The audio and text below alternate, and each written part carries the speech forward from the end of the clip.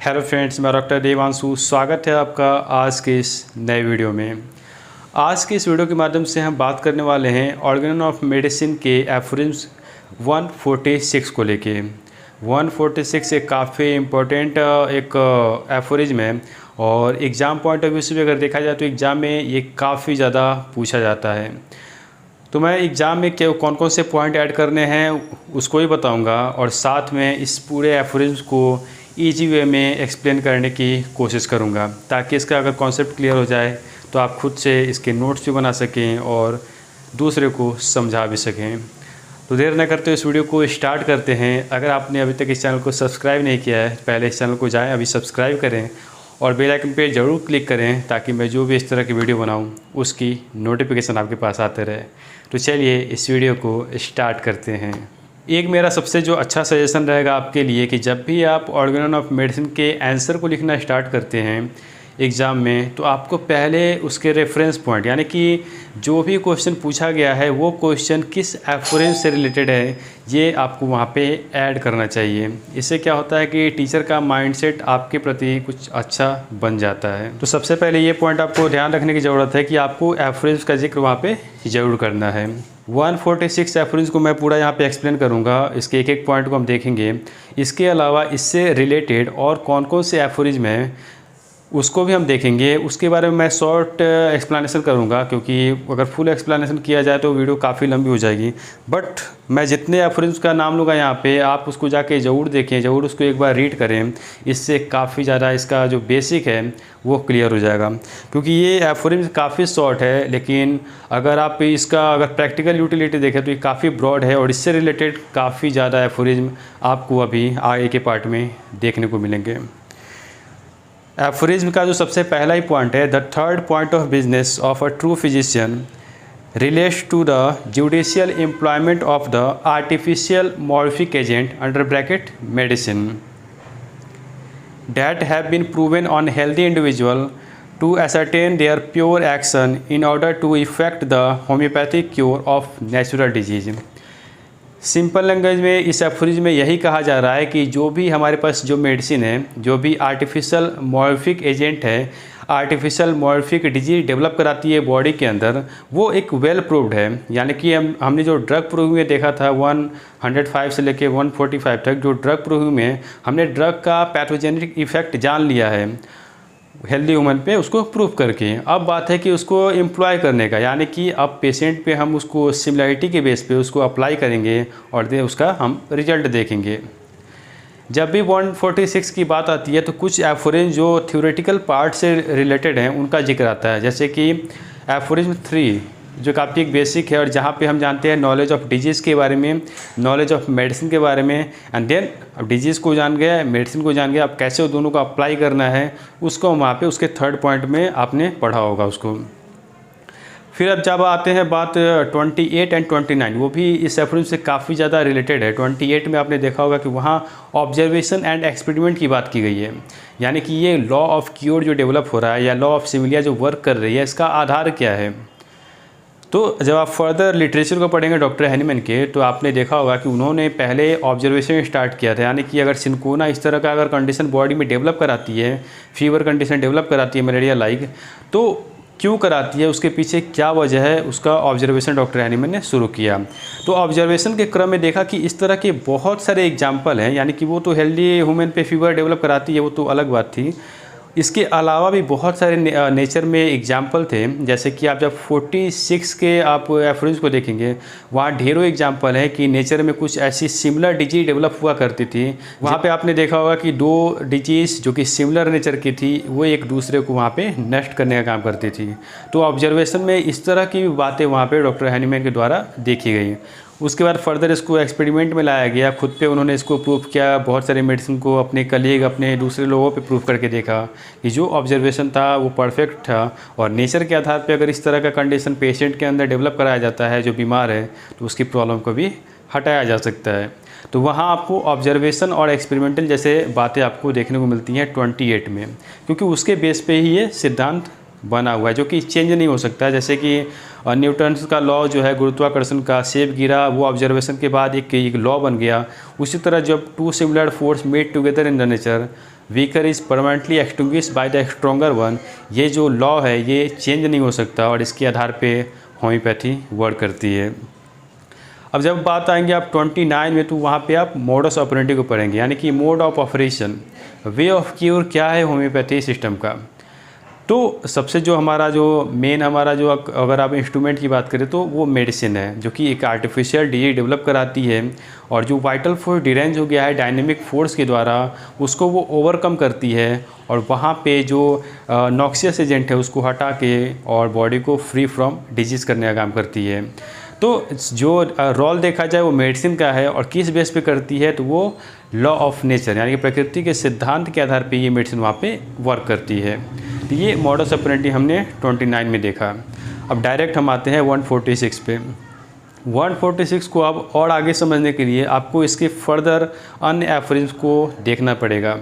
जैसे जब आप बात करेंगे 147 में, तो आपने वहाँ पे देखा होगा कि स्पेसिफिक रेमेडी की बात है और डॉक्टर केंट कहते हैं कि स्पेसिफिक रेमेडी जिसका क्यूरेटिव रिलेशन हो उस पार्टिकुलर इंडिविजुअल के साथ, यानी कि जो भी इंडिविजुअल हमारे पास आया है उसके साथ उस मेडिसिन का क्यूरेटिव रिलेशन हो, यानी कि वो उसको ये प्रॉब्लम को क्योर करने में सक्षम हो, वही स्पेसिफिक रेमेडी हो सकता है। और एक स्पेसिफिक रेमेडी पे आने के लिए हमें फर्दर केस टेकिंग, सिम्टम का कलेक्शन, टोटलिटी फॉर्म करनी पड़ती है, देन फर्दर हम रिपोर्ट्रेशन अगर नीड है तो वो करना होता है, इवैल्यूएशन, ढेरों प्रोसेस करने के बाद एक से मिनिमम मेडिसिन उस पेशेंट के लिए चुन के सामने आती है जो उसके लिए क्यूरेटिव का वर्क करती है। बट ये कॉन्सेप्ट अब जब एलोपैथिक की बात करें तो वहाँ पे नोसोलॉजिकल क्लासिफिकेशन के अकॉर्डिंग वहाँ पे जो मेडिसिन का सिलेक्शन होता है, यानी कि जो भी डिजीज़ है, डायरिया है तो उसके डायरिया के नाम की दवा, टाइफाइड है तो टाइफाइड के नाम की दवा, तो वहाँ पे नोसोलॉजिकल नाम के अकॉर्डिंग वहाँ पे दवा का सिलेक्शन होता है। तो वहाँ पे ये कॉन्सेप्ट काफ़ी अलग है। अगर आप होम्योपैथी की बात करें तो होम्योपैथी में स्पेसिफिक का मतलब सिमिलम है, बट वहाँ पे वो चीज़ नहीं है। अब हम 148 में ये बातें करते हैं कि हमने स्पेसिफिक चुन लिया, अब वो पेशेंट में दिया जाए यानी कि उस बीमार व्यक्ति में दिया जाए तो वो कैसे एक्ट करेगा।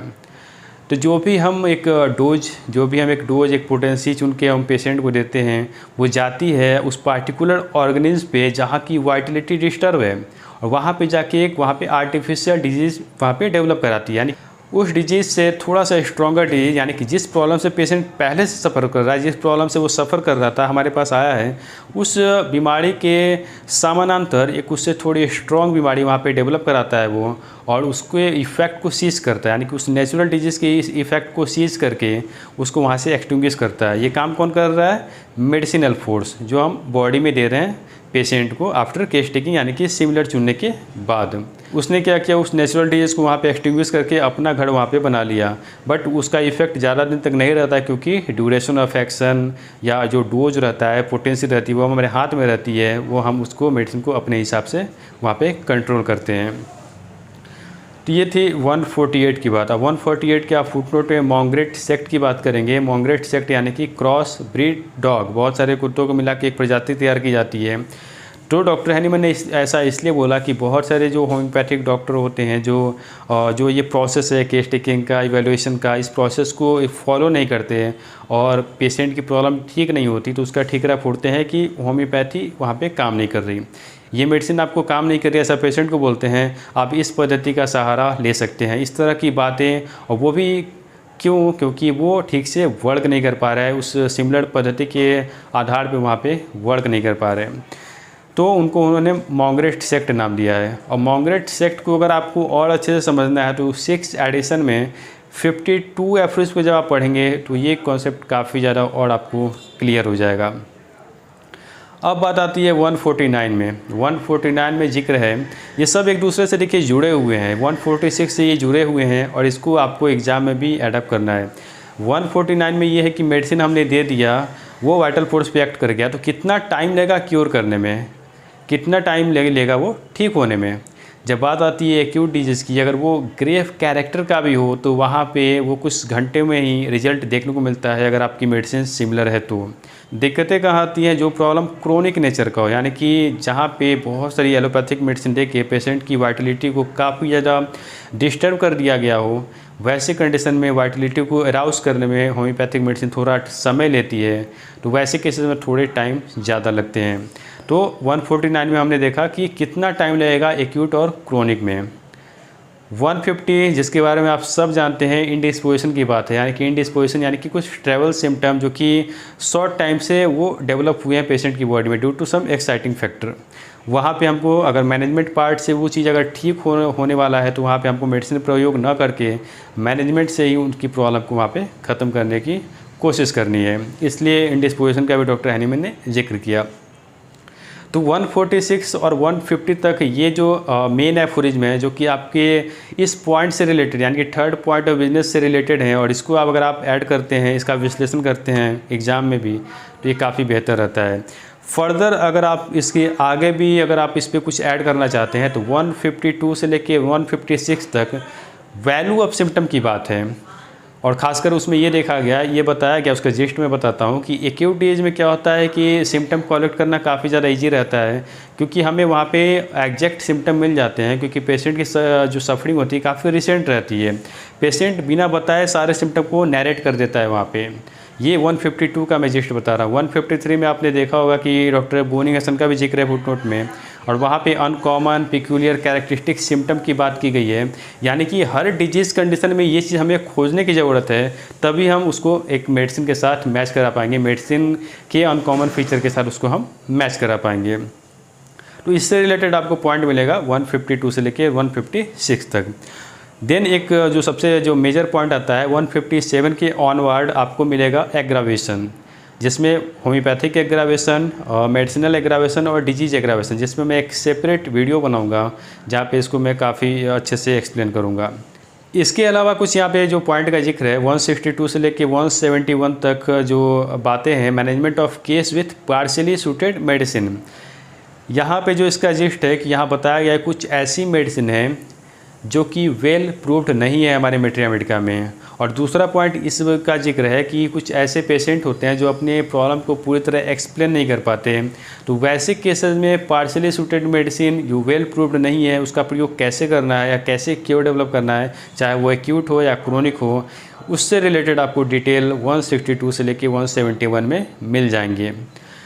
ये सारी पॉइंट को आपको 146 जब भी कोई ये क्वेश्चन आए तो आपको वहाँ पे इसका जिक्र करना है। और बेसिकली 146 को अगर आप रिलेट करते हैं तो मैं जो थ्योरेटिकल पार्ट के जो एफरेज को बताया उसको आप ज़रूर वहाँ पे एक्सप्लेन करें, और साथ में 47, 48, 49 ये 3 एफरेज का आप वहाँ पे जिक्र ज़रूर करें, ताकि ये क्वेश्चन कंप्लीट होगा और इस जो एफरेज का जो व्यू है, ये जो कहना चाहता है वो भी वहाँ पर पूरा होगा। सो आई होप आपको ये वीडियो पसंद आया। और कोई कन्फ्यूजन है तो आप मुझे कमेंट बॉक्स में ज़रूर लिखें, उसका जो भी सोल्यूशन होगा मैं आपको ज़रूर बताऊंगा। मिलते हैं एक नए वीडियो में एक नए टॉपिक के साथ, तब तक के लिए बाय। अपना ध्यान रखें, खुश रहें, स्वस्थ रहें। जय हिंद, जय भारत, जय होम्योपैथ एंड जय हैनीमैन।